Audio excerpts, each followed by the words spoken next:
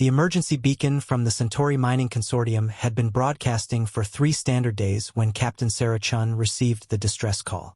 The message was garbled, fragmented by cosmic interference, but the essence was clear.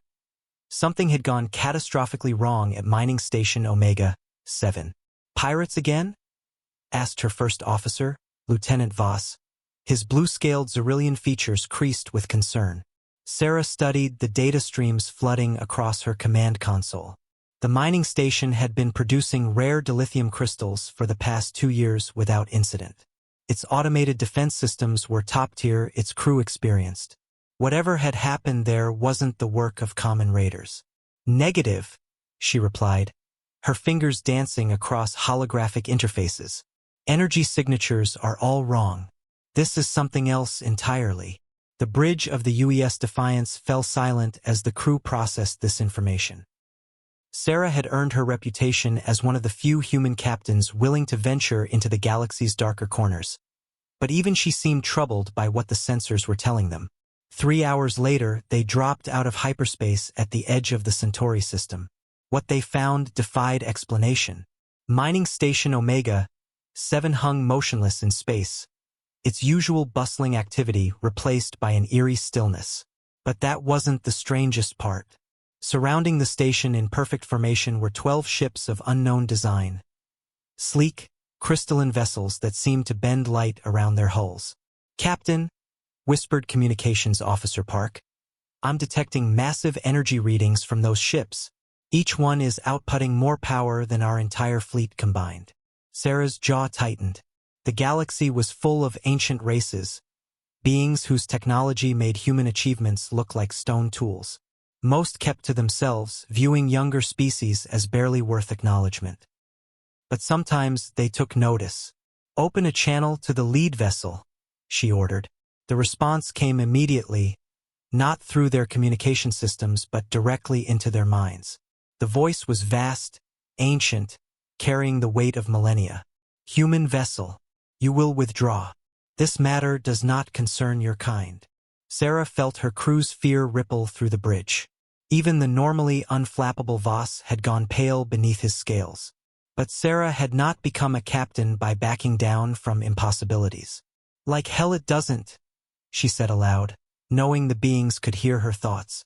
"That's a human station with a human crew. Whatever you're doing here, you're going to explain it." The mental voice returned, tinged with what might have been amusement. "You would challenge the architects of Vailtar?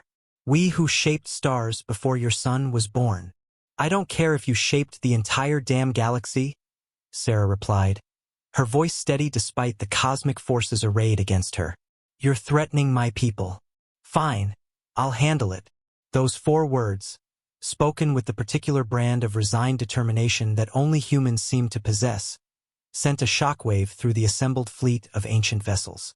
Across the galaxy, monitoring stations belonging to a dozen different civilizations suddenly registered massive energy spikes. Emergency protocols activated on hundreds of worlds.